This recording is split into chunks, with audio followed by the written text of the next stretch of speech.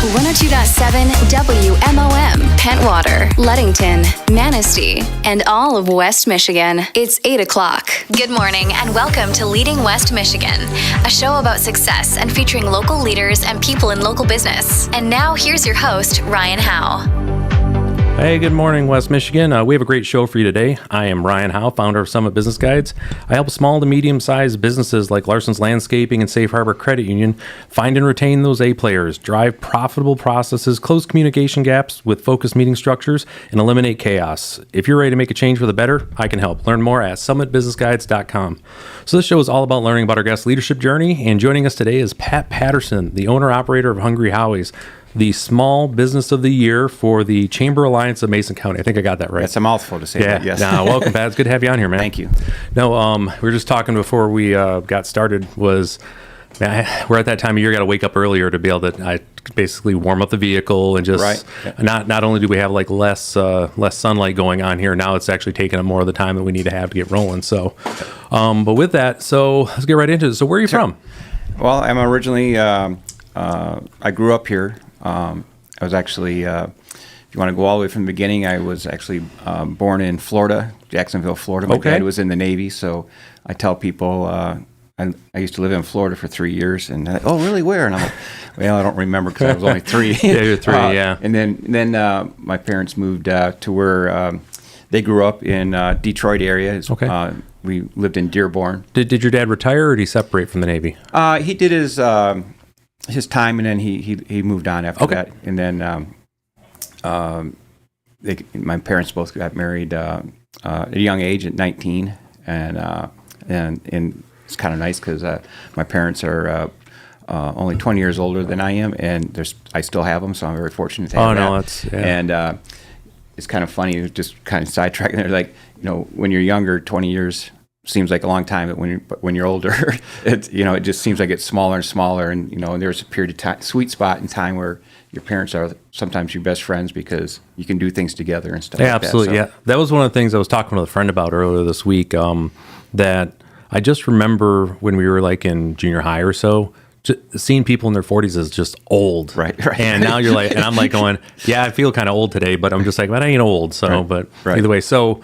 Basically, you said Dearborn, Detroit area? Yep. Okay. And then what happened was my on my mom's side of the family, which everyone kind of asks if I'm related to any Pattersons around here, and I'm not. And I didn't really, when I was growing up here, I didn't know any other Pattersons, but there's several around here now. But the side of the family that's around town on my mother's side is Quillen, and it was my grandparents and my oldest uncle on my mom's side, Jim Quillen, that actually moved here. And some people may know if they're listening, he owned Jim's restaurant in Scottville, and which is now Northside Cafe, owned by Carl Reed. And it's kind of funny that my mom has a picture of 1973 with me standing out in front of Jim's restaurant with my uncle. It's a little sick, but it's funny. I never really thought about the food industry until I was much older. Yeah. And I never really, and then back then it was kind of different. Growing up as a teenager, you didn't have cars to get around as much as you did. And but anyway, so we moved up here in 73, and that's when I started school at Mason County Central. Okay, so Scottville. Yep. East of Stiles. Yep. All right, one of us. All right. I am. Yeah.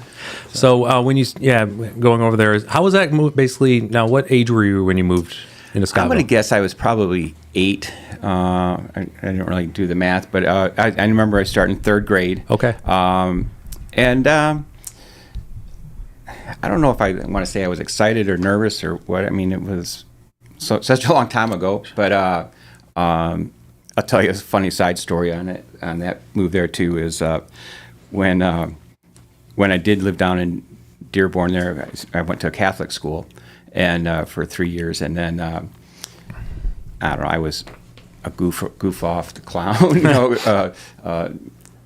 I don't know if I felt comfortable there or something. I remember getting in trouble a few times, and my mom would, go to conferences and, tell me I'm causing problems and things like that. And then when I came here to Scottville School, they went to my conferences and he's such the nicest boy. He's so polite and so kind. I don't know if I was scared or what, when you go from a Catholic school to a public school or something like that. But, going to Scottville, it's not like it's a huge school, like, if you're in Kentwood or Detroit. Now, now as far as elementary, you were in Scottville proper? Or you weren't out in one of the... No, we went right down there, probably the main elementary school there. Do you remember your teacher's name? There is a couple. I know one that passed away, because it's funny that in the pizza industry, you see some of them. One was Mr. Spangler, and he taught math, and then another one, and I think she's still around, Mrs. Hanson, and I don't know if I can remember any of the other ones. No worries. So again, if you're just joining us, we're talking with Pat Patterson, the owner and operator of Hungry Howie's here. I'm Ryan Howe. This show is all about learning about our guest leadership journey, and we start kind of young, want to know how things went. So you move up here, and again, 8th grade's that younger is great way, because making friends in elementary is pretty easy. It's like, hey, you've got a cool shirt, we're going to be friends. Right. Like that's about the extent of it. So, so did you like school as you were going up through high school and everything? I enjoyed it. I didn't. I think I was kind of neutral to it. I had friends, and I didn't play sports in high school or anything like that. I was, I don't know. I do remember a story I can tell you that I really wanted to go to school. It was in the winter of '78, when we had the big snowstorm here. Yeah. When people complain about the winters now, it's like, I remember literally there was a time where we did not go to school in January. The whole month of January. You would wake up in the morning just like, are we going to school today? Not to age or anything, but the 3/4 of my I want to say it's about 3/4 of my graduating class were all born in basically a 3-week spot in October of '78. Was it? Yeah. So we were about 5th grade when we started doing math, and we're like 9 months. What happened in January of '78, Mom? She's like, there was this terrible like, we got it. Okay, got it. So right. So you were trying to get to school. Okay. Yeah, so that was kind of definitely a different time than today is, because, we didn't have, cell phones. Kids are so, attached, we all are, to our cell phones, so that keeps you occupied. But when I had three younger sisters, and we lived on Conrad Road here, and, just south of Scottville a little bit, and, it's a farm community, so there aren't that many. It's not like you're in town and you have neighbors next door. But I did have some good friends, and they're still in the area. Scott Dumas was on our street that we lived on, Pete Conrad, and some Jabrakis and things like that. So we were able to kind of do some things with them. But for the most part, we were like, no, I'm ready to go back to school. Yeah. So while you're in high school and you're going through all your school stuff here, that's where we talk with a lot of my guests. They start having an idea kind of what they want to do or where they want to go as far as when they make the jump to college that they have here. So in high school, did you have really any idea what you wanted to do? Was there anything really calling you besides working? Right. To be honest, for me, I wasn't sure what I wanted to do. And basically I thought, college was kind of a step that would fill a void if not knowing, instead of just surfacing or just treading water or something like that. So I did. I think at that time, I was in my class. I was actually the youngest. I think the third youngest in my class. I was only 17, and back then, being 17, not that I got picked on, but I was kind of like the runt of the class and stuff like that. But then going back to class reunions, you're the youngest one there, so that was kind of a neat thing. But so I had an opportunity to go to Grand Rapids. My dad had lived in Grand Rapids, and I went to Grand Rapids Junior College a couple years and got my 2 years done there. I actually came back during the summer, and I did some classes at West Shore Community College. And then that's when it's like, okay, now I got to make a decision. What am I going to do? Because one of my options was like Grand Valley, or, I probably wasn't in a position to probably do one of the big state colleges or something like that.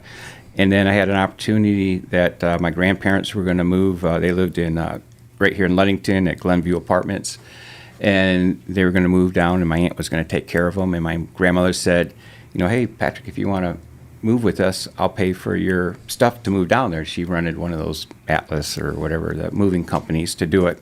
And I said, okay. There was a college down there that they told me about, close by, about 30 miles Sam Houston State University and stuff. So a little funny story there on my grandmother. So she said, bring what you need. And one of the things, I had a Trans Am at that time in high school, and I sold it and packed up all my tools. And I had this toolbox just full of tools, just a Craftsman one. It probably weighed about 80, 90 pounds. And my grandma was so dear. She didn't never say anything to me. She said something like later when I was down there, she goes, because she had to pay by the pound to move stuff down there. but a guy's not going to leave his tools behind and stuff like that. So eventually I bought a car down there and stuff like that. But that's how I got down. But then I remember I came back. Sometimes it's just so hard to break ties with the community you grew up in. And I think 6 months after, maybe even 6 weeks when I was down there, my mother was getting remarried. And so I came back. So it was kind of like a test the waters, go down there, then come back. And then I went down there, and then I would come back maybe once a year or something like that. It seemed like it was always timed around the Harvest Festival back then, because back in Harvest Festival, if you remember. Oh, I do. As you grew there, the beer tent, that was probably like the mini class reunions for all those, high schoolers that meet back, and you see your friends and stuff like that. So. I had the beer tent, and then I was too young for the beer tent, but I was always entered in the horseshoe tournament, which was just outside of there, which when I was younger, we had a strategic plan. As long as we could get through the first 3 rounds, by then all the adults were drinking too much, and we could start taking advantage of that. Again, we're continuing our conversation here with Pat Patterson. And that trip down, again, what was that like, again, that 6 weeks coming back? For a lot of folks, when they leave, and we hear these stories about people leaving that, they're not going to come back. But what was that like coming back and just seeing folks that kind of moved on without you a little bit? There was a handful of kids that stayed in the area and stuff like that, and I don't know, I think I graduated with like about 105 people in my class or something like that. And so the ones that I pretty much were friends with, either you stayed in contact, hey, I'm coming home, and we timed it that way, or we knew they wouldn't be there. But I then after a while, when you're gone for a little while, you just you got new friends down there, and you got a job, and then it's time. When you're starting a new job, even it's not like in your high school where it's like in a position of mine where Hungry Howie's, one of the best benefits of it is, getting time off for high school. Or, sports are coming up, well, then it's my responsibility to find someone to cover it so you can do high school. But then when you're 19, 20 working for someplace, you're working time off, and you're not going to get a vacation.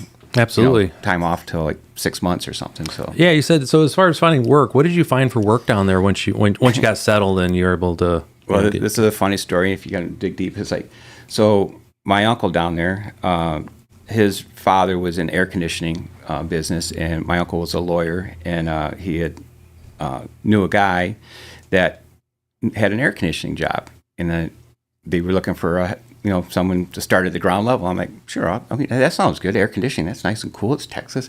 Well, little did I know till I started working there, you're working on broken air conditioners and installing air conditioners. So myself being at that time a small guy, I was the one that was going up into the attics, putting the ductwork with insulation. It was hot as heck in there. And I remember one time going up on a roof with the owner's son, and we were working on a Walmart air conditioning unit, and my shoes were they were burning through the soles. It was so hot up on that roof. And the son said to me, he says, you might want to get some work boots. So I probably did that job only for about a month. And I don't know, I just wasn't really digging it. And I give credit to the owner, the boss, because he called me in the office one day, and he goes, hey, Pat, he said, I don't know if this job is really for you. He said, you're still having a hard time, remember what's the high pressure and the low pressure, that red thing. And, and I'm like, and it was like a relief to me, really, because it's not like I wasn't wanting to quit or anything like that, but I was just doing the parts of it. And then, so I don't think I went very long without a job. And then my uncle had represented another company that is called Burgers Plus, and it was kind of a spin-off of a Sonic. And so that was my first job as a manager. I was 19.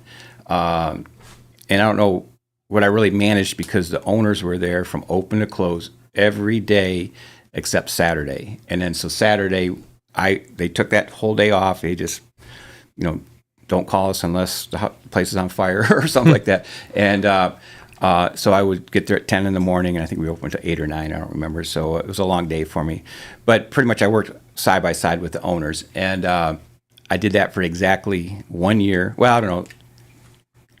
I might have been there less than a year because they had just opened, and it wasn't going well. And they made a 1 year commitment. And then one day I just kind of went in on a Saturday, and I just kind of wondered why. And he goes, shoot. I said, why don't you come work at Bennigan's? I said, I didn't know anything. And he was a high schooler, maybe a year graduated, and maybe he was home for the summer. And he said, they hired me. He said, I'm sure they're going to hire you. And sure enough, I went down there and got the job. And then I started as a cook for Bennigan's in Woodlands, Texas. For those that don't know Bennigan's, what is a Bennigan's? Well, Bennigan's is like, it was kind of a casual dining restaurant. And it was probably one of the leaders at the time. It kind of started, I don't know if it started about the same time or before TGI Fridays, but they were the kind of the rivals. Those were the two places to go. And in fact, down there, if anyone does remember Bennigan's, it was kind of more of a bar than a food. And at the time I was going in there in the mid 80s, that's when they were transitioning to more food, because I think there's laws about if you sell more than 50% alcohol, then you are a tavern, and if you're a tavern, then you have more liability responsibilities. So they had started introducing a full menu and things like that. I don't know if I'm quite saying that right, but that's what I remember.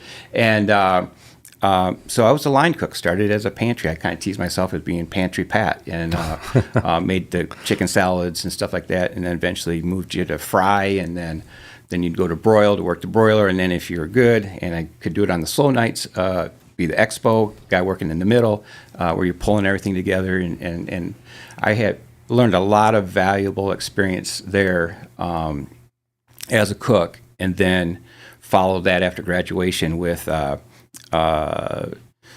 becoming a kitchen manager in a low volume store in Houston, North Houston on the Beltline, and then eventually getting a GM spot as right downtown Houston. In a small volume.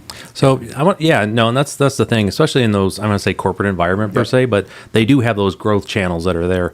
So when you first started with Bennigan, so you got back in there and you're doing your line cook, and you're seeing this, did someone come to you and say, hey, there's opportunity here, or did you see it? And then, I'm just curious how they go. I had seen it in the system. I remember at this one who had this hotshot GM. He was young. He didn't go to college, but he'd worked in restaurants ever since he was 13. And that's where I kind of learned it's like, okay, great. There's a lot of opportunities to move up the chain. And I even say this to the day now, like if anyone sticks to a job long enough, I don't care. They will be the manager one day. Even if you started like at Wesco or I'm sure probably at McDonald's, there's managers. I've known Renee for quite some time, and she's not there now.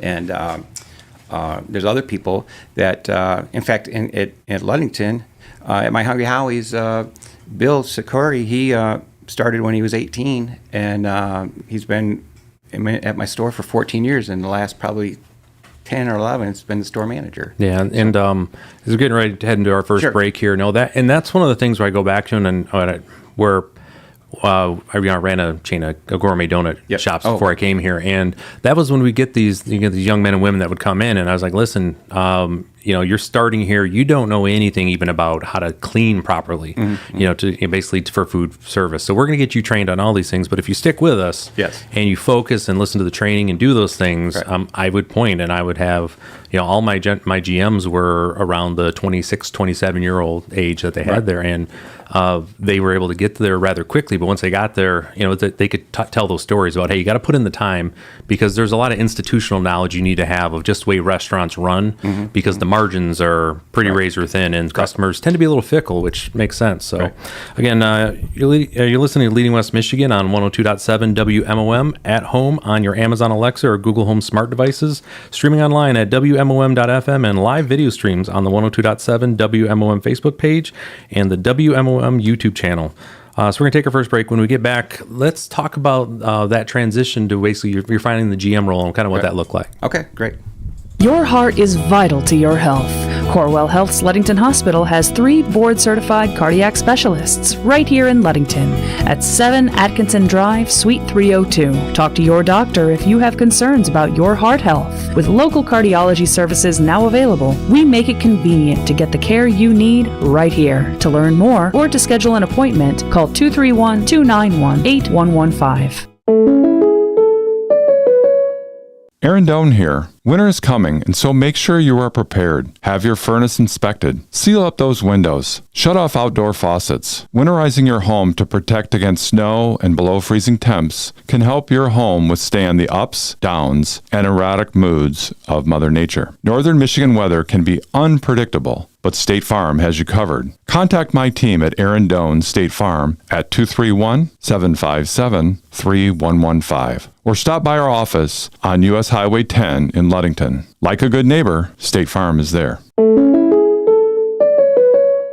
If your vehicle has bumps and bruises, then Benedict's Auto Center is your place to go. We will get your vehicle in with little to no wait time. The repair process is always explained to you in ways that you understand, and questions are always welcome. Benedict's Auto Center is your trusted one-stop auto collision and repair shop. We give you peace of mind that your vehicle will have no damages, as if you've never had an accident in the first place. Guaranteed. It's your vehicle and your choice of where you can take it. No one, including insurance, can make that decision for you. So no need to fret. Benedict's Auto Center is ready to come to your rescue. We are open Monday through Friday, 8 a.m. to 5:30 p.m., and on Saturdays by appointment. Give us a call at 231-613-4111. That's 231-613-4111. Or stop by the shop on West US 10, conveniently located between Ludington and Scottville. Looking for events and happenings in the area? Look no further than Mom's Fridge Magnets. Presented by Watson Motors, West Michigan CMH, McGee Insurance, and Lakeshore Automotive and Tire. Another fridge magnet comes your way next. This is Jeff from Lakeshore Automotive and Tire. A good battery not only needs to start your vehicle, but it also needs to keep the power to multiple computers and modules, and along with the headlights, the heater, and the radio. How old is your vehicle battery? Anything over 5 years old could be weak or fail at any time without warning. Don't get stranded this winter. Get your battery tested at Lakeshore Automotive and Tire. Watson Motors offers a simplified process for trade-ins and finance applications. You can even purchase your vehicle online with home delivery available. For in-person guidance, visit the Ludington location on US 10 and Dennis Road, Benzie Highway in Benzonia, or in Manistee on Parkdale Avenue opposite Big Al's Pizza. Watson Motors, where our name means a great deal. The Ludington Area Center for the Arts is hosting a Christmas concert series on Saturday, December 16th, 2023. The doors will open at 7 p.m. and the concert will start at 7:30 p.m. Tickets are $15 in advance and $20 at the door. You can purchase tickets in advance on their website at ludingtonartcenter.org. The perfect event to get you into the holiday spirit. If your group or nonprofit organization has an announcement that you would like others to know about, reach out to us and we'll add it for free to the Fridge Magnet program thanks to Lakeshore Automotive and Tire, McGee Insurance, West Michigan, CMH, and Watson Motors. It's Leading West Michigan, and we're back with your host, Ryan Howe, on 102.7 WMOM. All right, so welcome back. Again, I'm Ryan Howe, Summit Business Guides, and we're continuing our conversation with Pat Patterson from Hungry Howie's Pizza. And before the break, we were taking a trip down memory lane with Bennigan's. Right. My cousin Brett just sent me a message on the break that there's still one in Mount Pleasant. We think there's one in Midland, but there. But you had moved into that general manager position. So, what was that like? Again, starting line cooking. Now you're on the completely different side of the equation. Right. You kind of go line cook. Then you started as my strength was in the kitchen, so I started as a kitchen manager. Then you get experience as a service manager and bartending. I didn't do much of the waiting tables. I did a little bit. Maybe the last 6 months I was at Bennigan's before I graduated and then took the position. And so then, you go in, they start you out in usually a low-volume store, and the one I particularly had was right downtown Houston. It was in a mall, and it was actually kind of one of the more desired ones as far as quality of life because we were closed on Sundays and only half a day on Saturday because it was more of a business one. But we did some intense lunches, and if anyone does remember Bennigan's, and at the time I didn't like it, but it helped me to what I do now, and it's they did express lunch or beat the clock or something where you're guaranteed to have your food at lunchtime in 10 minutes. And so you just learned how to prepare and set things up. And there was little tricks that we'd kind of do on big parties. And then eventually now I think they have it scaled down to like maybe 10 items, less than 10 minutes, on parties of 10 or less. But I mean, there would be literally people would come in like 25 people and expect their food to be in 10 minutes. And then basically it was, so we did little tricks to, make it work. Maybe the first person got their food, but the last person, we'd hand off five orders. Or we got a big order coming in. And it was pretty intense. And as a cook, it's no skin off your back, but as a manager, when you had to comp a meal at $60, $80, you had a little money as in the PR budget, you'd blow it. Because that's one of the things we were talking about is when you're managing, now you're managing a bunch of different things. You're managing labor, you're managing food costs, you're managing, I'm trying to think what else we might have, like cleaning supplies and all that sort of stuff. So that was, you get some experience doing that. And again, we mentioned earlier, it's if you do it enough times, you just get repetitive and consistent. And then, it has a lot to do with good staff and hiring and training. So that was a good start for me, and then they move you up to a little higher volume store, and I eventually had enough experience where I was promoted. There was an opportunity. Again, it was kind of like luck. There might have been guys with a little more experience, but they may have just already got promoted. Well, anyways, I leapfrogged, and I got moved to Austin, and I didn't realize what a jewel store that was until I got there. I remember the first 6 months I've got there, it's kind of over my head. It was higher volume. I had more employees, and people really envied me because I had that store. And first of all, Austin's a beautiful place to live, and it was the capital of Texas, so it had a lot of recognition and stuff like that. So that was a great honor. I mean, I think at one time I had maybe 4 managers, and 100 total employees. So. No, that's really great stuff. And that's and again, it goes back to, and I was putting a note down there where you're talking, because I want to move on to your transition back up here. Yep. But when people say I got really lucky on that, and anybody can look, there's a graph that exists. It's been seen a million times, but basically it's the intersect of where preparation and opportunity meet. Yes, is where luck occurs. Right.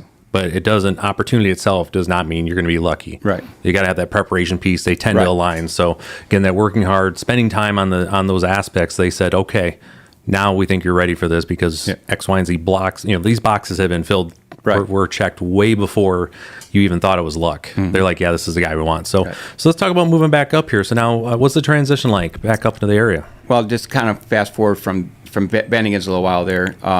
In that industry, it's kind of, you're always producing, and things changed in my personal life and stuff. So I end up moving to Oklahoma City for a quick stint with Bennigan's, and that was a whole different. It's another really nice town. Yeah, Oklahoma City, and it was to be honest with you, it's just a different environment from when you come from Texas.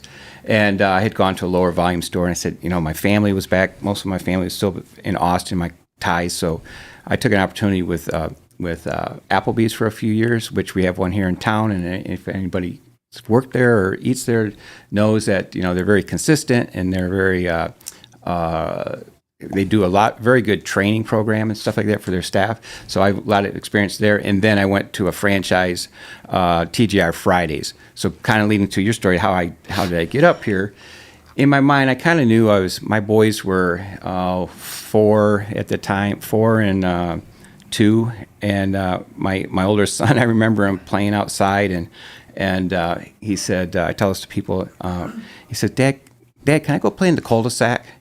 And I'm thinking, like, a guy that lived on Conrad Road in Mason County, I don't even think I knew what a cul-de-sac was when I was 4 or 5 years old. But, we lived on a little cul-de-sac, and the older kids had a basketball thing there, and he'd take his power wheel out there, but he had to be supervised by, one of us, his mother or myself. And I said, I knew I had a house. I grew up on the lake, or at Crystal Lake. My parents own some farm over there, Always Farm, about 160 acres. And I had talked to my mom about coming back, and we kind of had the thoughts like that. Well, I would have never guessed, if you're in good standing with a company, that you would ever be laid off, especially in the service industry. You're let go, and it was because of 9/11. When 9/11 happened, I remember I was off work that day. and they contacted us, said, hey, anyone that's not working today, do not come downtown, stay away. And we were in a Radisson hotel, and it had 400 rooms. And after about 10 days, I remember going into work. I mean, things had just shut down. I mean, there was no air travel. A lot of Dell Conference Center was there. Conferences were canceled. Reservations were being canceled in the hotel, and the TGI Fridays in the hotel relied on those people staying down there. And so I remember going in and, I saw a security guard at the top of the steps. And when I walked in the hotel, I'm like, what's going on there? He said, oh, you'll find out. So I get called up there next or something, and they laid it out and said, hey, it's just a situation, we got to let you go. And they gave me a very good severance package. And that just kind of set things in motion. And then it was like, time to start packing things up, making arrangements. I started moving things up here. And so that's how I ended up here in Ludington. I mean, we moved up here in February, which was very, that's a very change. I mean, for a person that grew here, I wasn't too scary. But bringing my family here, it was, my sons, I don't think they've ever even seen snow. Maybe one day my older son saw snow. Well, they got their fill in a hurry. Yes. And so, I still had a little bit of time on my unemployment, so I was looking for something to do. And my mom, said, hey, Hungry Howie's is hiring as a manager. At that time, Applebee's wasn't here. Home Depot, this is how long it's been. Home Depot had just opened, and I kind of thought about maybe I'll take a transition, get out of the restaurant industry and do something in Home Depot. And basically, when you make that switch, again, that's a company I think you got to start. Either come from a Lowe's or Menards, probably with some experience. I didn't have experience, so they were going to start me out at a department head or something. I'm like, well, I can't take that much of a step backwards, and go. I already had responsibilities that I had to be to. And so Hungry Howie's was an opportunity. And shortly after 3 months of doing it, the first summer, I'm thinking like, this is a lot of hard work. I said, and I didn't know, and I had kind of talked with the owners there about, a long-term plan. They wanted to open up Manistee and Whitehall, kind of along the West Coast and stuff, and I'd be the supervisor of those stores. But that was that was a dream. Nothing was concrete. And but they had talked about they would be interested in selling it, and so after about three months, I'm like, shoot, I know how to do inventory. I know how to, write a schedule. I know how to do all this stuff. I mean, I was just doing it on a very much smaller scale, and I could be the one that's the owner, So I said, I'd be interested in buying it from you. And I remember it was like maybe the week before Halloween, and they said, hey, okay, we'll agree to sell it to you for this price. Oh, and I tell you, in that right there, that's an amazing story, and basically from beginning to end, and I had that there. That's great. Again, come up here and be able to land and be able to, again, move into that. So we're going to talk a bit more about basically the purchase afterwards and kind of what it looked like after the break. Right. So again, you're listening to Leading West Michigan on 102.7 WMOM at home on your Amazon Alexa or Google Home smart devices, streaming online at WMOM.FM, and live video streams on the 102.7 WMOM Facebook page and the WMOM YouTube channel. So let's take that break, and we're going to hear more about your adventures as the owner of Hungry Howie's here. All right. Do you enjoy refunds on ATM withdrawal fees, building savings automatically, no monthly maintenance fees, and free digital banking? Well, Safe Harbor Credit Union offers a free checking account that pays 5% APY on balances up to $15,000. You can open your account within minutes. Innovative checking built on traditional values. Free Kasasa Cash rewards you for supporting your community. Some key features include high dividends, refunds on ATM withdrawal fees, no monthly maintenance fees, and no minimum balance requirements. To learn more, check out our website at safeharborcu.org or come visit us at our office at 5511 US 10. Member, owner, neighbor. Here, you're one and the same. Safe Harbor Credit Union. Are you looking for a fulfilling career in healthcare? Oakview Medical Care Facility has exciting employment opportunities waiting for you. We are currently seeking a PRN physical therapist, RNs, LPNs, and CNAs to join our dedicated team. If you're passionate about making a difference in the lives of others, don't hesitate to contact us at 231-845-5185. Your journey towards a rewarding healthcare career starts here. Join Oakview Medical Care Facility and be a part of a team committed to providing quality care and making a positive impact in the community. Your future begins with us. It's Leading West Michigan, and we're back with your host, Ryan Howe, on 102.7 WMOM. All right, so welcome back again before the break, talking with Pat Patterson here, and just telling the story about how he, after just a few short months, he went ahead and did the ask, and as far as for the purchase of the Hungry Howie's here. So that was originally downtown, correct? Or where was it at? No, it was always located there in, it was actually, I think, one of the first businesses in that building, the Walgreen Plaza. It's owned by a big shopping center out of Chicago. So, nope, it's always been located. You might be thinking of the playing, those little black things with the white dots on them. I think on James Street. Yeah, that used to be downtown. Okay, now I gotcha. So, so with that, as far as setting up there and getting that, like, how was that again? I mean, you're back home now. You basically own a store here and you're running it. What was that like with? Well, little story how so it went. It was again, it was October's when they said, okay, we'll sell it, and they actually gave me some. There was no pressure on it because I was running it, and at literally, I mean, it was running well, and again, I wanted to see how my family would adjust to, being here through the full winter, and so I kind of worked it, and I was kind of in the situation where I was like, damned if I do, damned if I don't. It's like I ran it as an owner, and when I say that, to grow the business, and this is probably something that you kind of hear, is like it takes money to make money, and I could have easily made probably more money bonuses by running maybe a little less labor, a little less, a little tighter on things. But to grow the business, I decided, when I first got here, I don't think delivery didn't go past Styles, and it didn't go past Hamlin Grocery, and so to make more money or more sales, you expand your area. I mean, you can't really do much, and that kind of helped a lot. And that's kind of been my kind of what Howie's is known for. A lot of people might not even know that Barnhart's, for example, is actually further to drive up Barnhart on Jabavi than it is to drive up to Mason County Eastern. And I think, no, we don't go out to Custer, and we'll hit those areas. Granted, we have to be a big enough order to do that to make it worth our time.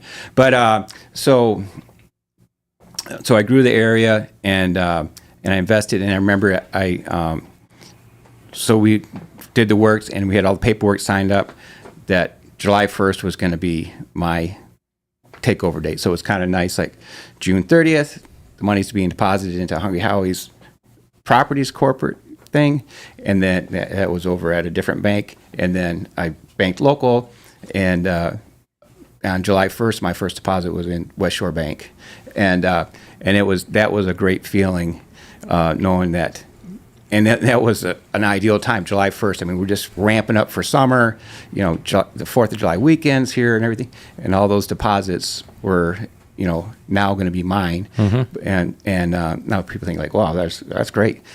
Well, then that also had a lot of expenses going along with making the payment to buy back the business. So, so the way, just kind of give a little history on how that worked, because again, there's so many different situations. I would even suggest, someone that's been in the business a while enough to maybe approach someone that's a franchisee, like, hey, can I buy in 10%? I'll do sweat equity or something. I'll work on. I mean, I did that basically with my manager, partner, and Claire, and my original partner passed away, and I wasn't sure what we were going to do. We just kind of ran it 6 months, and I ended up buying out his wife.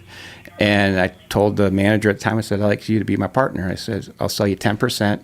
And then her 10% was well more enough to make a payment. And then I said, when you get that 10% done, I'll sell you another 10%. So she's now she's at 20% ownership, and that's enough to be on a Hungry Howie's franchise agreement.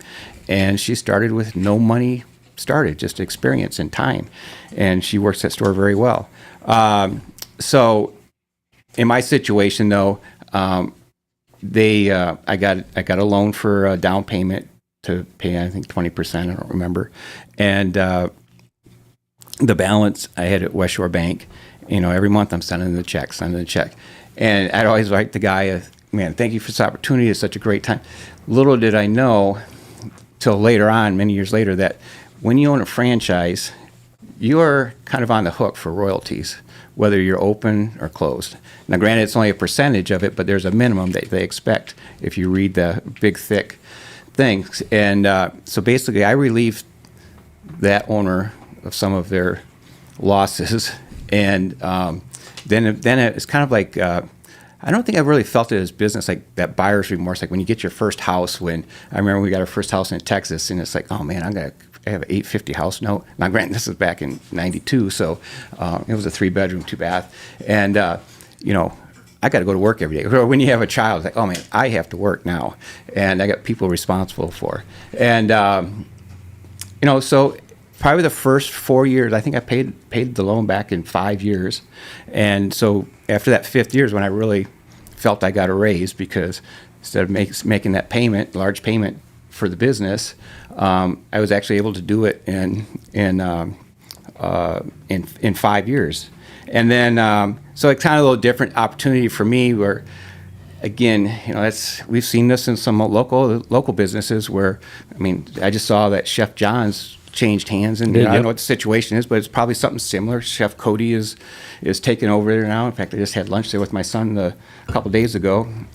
I wouldn't know the difference if Chef John was there or not. If he's running it the same way and the same recipes, it's gonna succeed.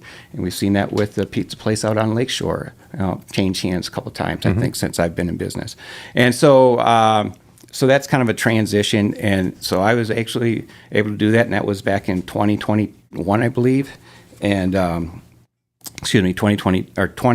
2002 is when I started as a manager. 2003 is when I took it over, because I actually celebrated my 20th year as a franchise owner. And back when we went to it's kind of coincidental, it was actually our 50th anniversary that Hungry Howie's has been around for a concept and everything. So it's been a good journey for me with the Hungry Howie's. It's allowed my family to experience a lot of different things. When you're younger and you're building the business, it takes time. And I know there's young entrepreneurs out there that, it seems like, is it ever going to get better? But you just keep working every day. And if you love what you do, to be honest with you, it's not even bothersome. If you like people, and one thing that I can say is, like, nobody ever gets mad at, people usually get happy when they're having pizza, donuts, or sweets, or cakes. Absolutely.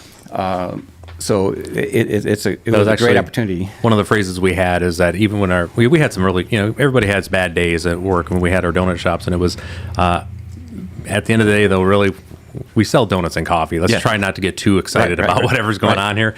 Let's have a coffee, have a donut, we'll figure it out and get through it. It's the same thing, have a pizza and just kind of go there. So we got about 2 minutes till we get into our final break. And, so with that, again, to gloss over 20 years, and not that you were, but to go back, there's a large number of people, I'm sure, that you've impacted that have moved on to other businesses. I was just actually met with Brittany Septrian over with Ritter's Twisted Whisk, and she worked for a bit, correct? Yes, yep. And she does talk about her time with you, and during your speech at the for when you won the awards thing, which was, and I've said this before on the show, is one of the best that I've seen.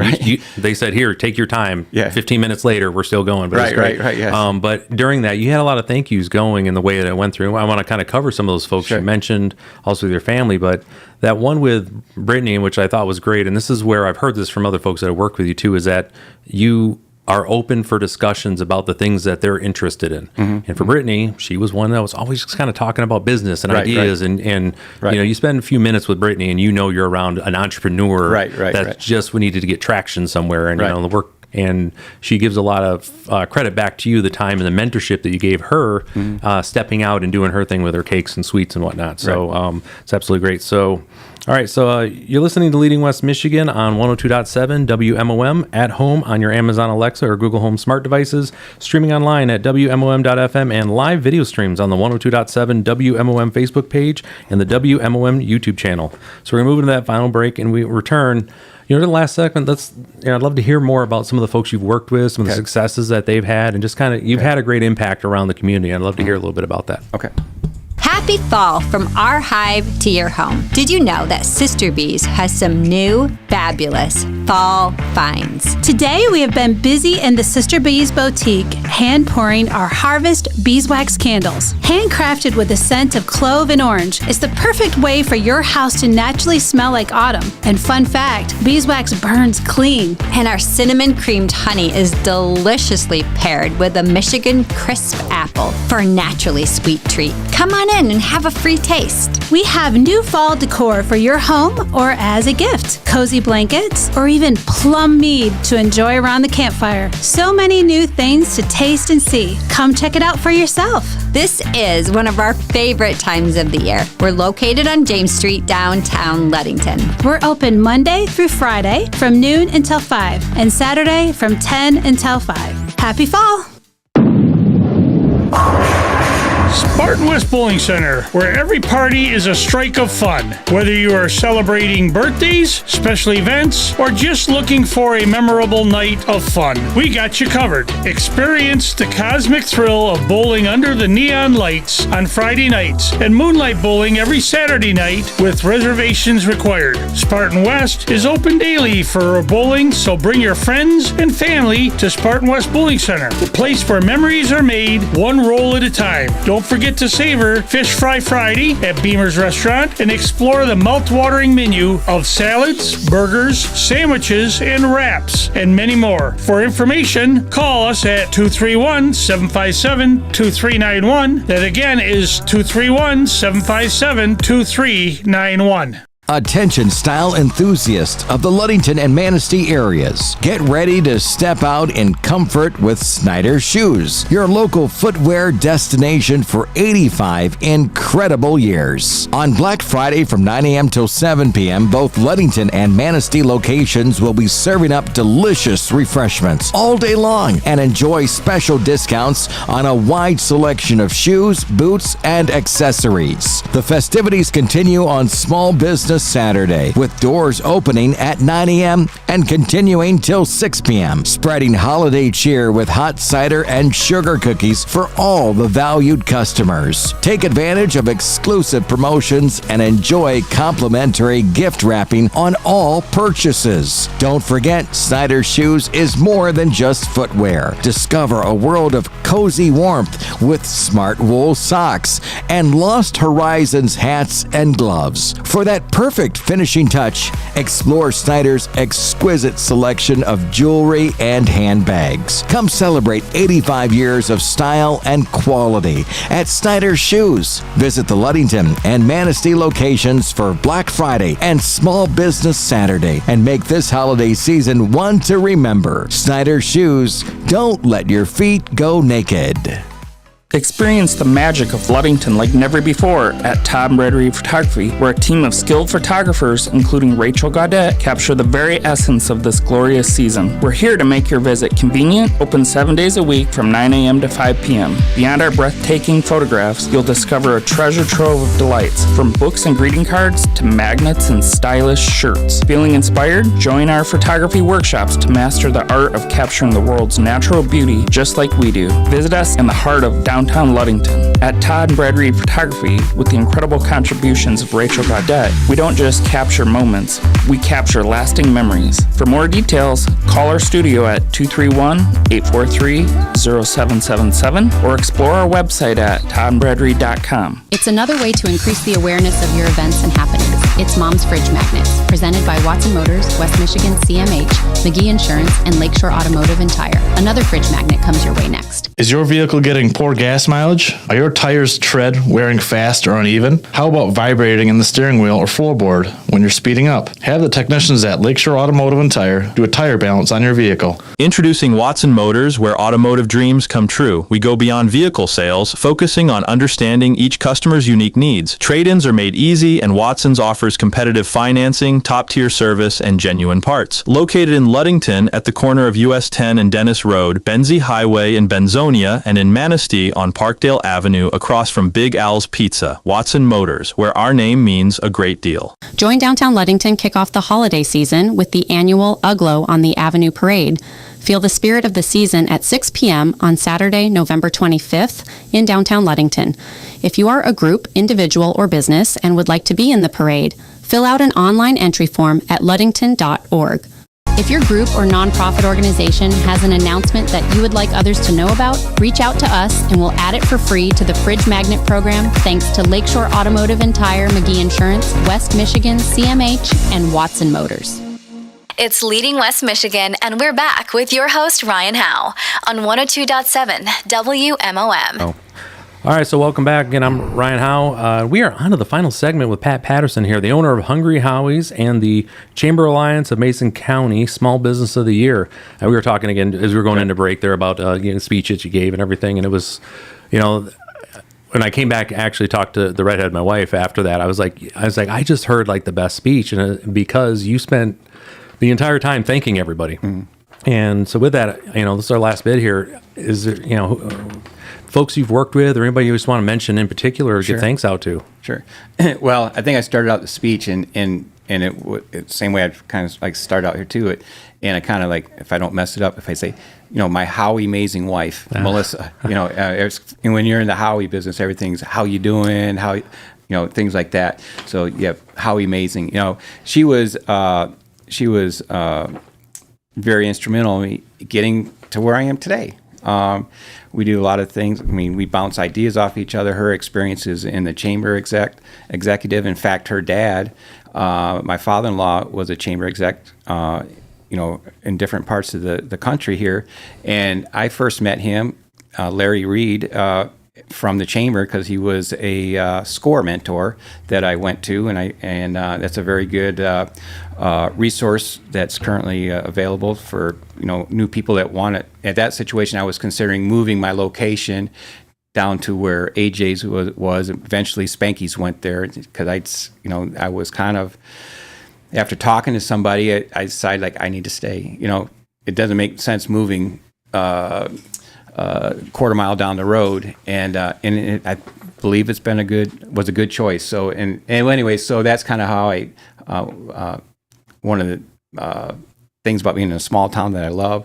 But Melissa, we met.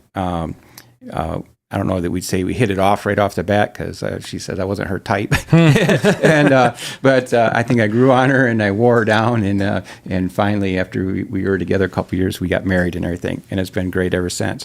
But I've had some great staff members. I mean, I remember again. I just told this story to somebody else. Stephanie Manning's, Russell Manning's wife from Synkwave. We use Synkwave Internet at our store. I try to do everything local as much as I can. And Stephanie was a manager for me, not the store manager because I was hands-on at that time. And Lowe's was coming into town, and they'd come to eat a few times, and she talked to me. She said, Pat, says, I need to make some more money, or I have this opportunity. If I could match it, she'd stay.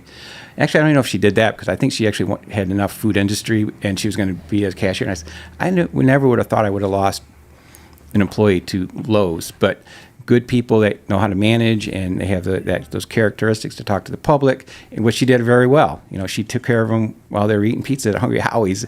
And I look at her today and I see how she grew her family. She's got a wonderful family, a bunch of children. They travel around. One of the big ones we just talked about, Brittany Septron, right downtown. From bringing, I joked in the thing that we used to be the human guinea pigs for testing out her different snack cakes and cake pops and cookies and stuff, which is not a bad gig. No, it's not. It's not. And now she's actually, there was a point where there was like a point of like almost too much work, so I'd almost feel guilty saying like, hey, would you make a cake for my son or something like that? And because a lot of that takes a lot of planning, and I'm not my wife will probably appreciate me admitting this, I'm not a very good planner. I like instant stuff. Like I think, I need a cake for my son. And like, what am I going to do? Like, no, you got to plan that stuff for Brittany because she designs it and she makes these elaborate cakes and everything like that.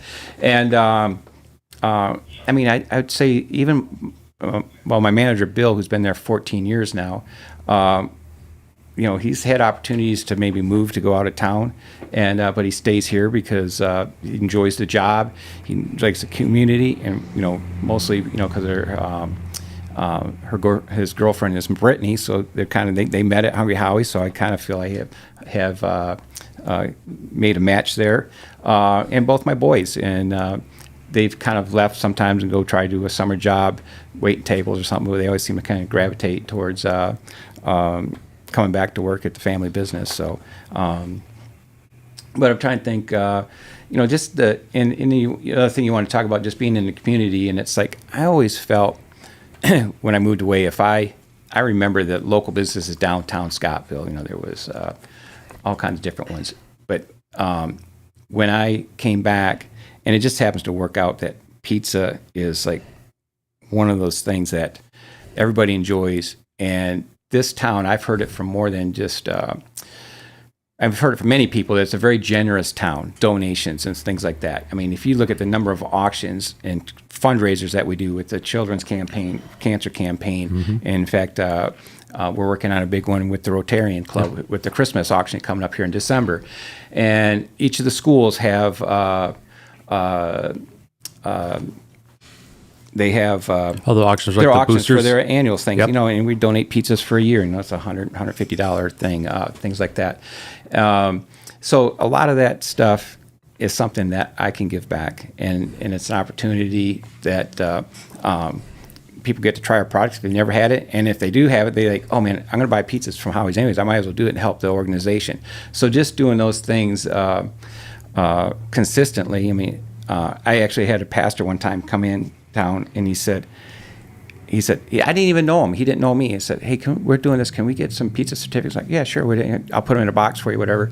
And he told me, he said, I cannot believe how generous this community is. He said, every place I've went, most people are like, yeah, I can do that. So, yeah, and I think we're gonna be wrapping up here in a minute, but I think that's a great way as far as wrapping up the overall sentiment of this area too. Is we really support each other through thick and thin around here, and because we've all been on receiving ends of acts of kindness from our neighbors, our friends, family, at different times in our lives here. And it's one of the things that when I was talking to my wife about coming back here is, and we've seen it. The folks will give their shirt off the back here, their back, even though they're cold, just to help somebody else out. Because again, we've all been on the receiving end at different times in our lives. So that's again coming back here. It's one of the things I wanted to have you on here, not just for your work and your business, but also you're a very community-minded individual, and understand that having a great place to work is really important because you spend a lot of time there, but also it's where you learn those things, how to conduct yourself, but also how business works and how to work in those environments. So again, but that's about all the time we have for today. Listen, Pat, I want to thank you for coming on here. Again, sharing your journey, sharing your stories. We are definitely better for having you in the community, and your ripples are wide and far in this place. So thank you very much. I appreciate you saying that. Yeah. So again, I am always looking for new leaders to have on this program and give them an opportunity to share their stories. I'm interested in leaders in every aspect of the community: education, municipal, business, nonprofit. So if you know a leader making an impact, go to summitbusinessguides.com/leading West Michigan and submit their name for consideration.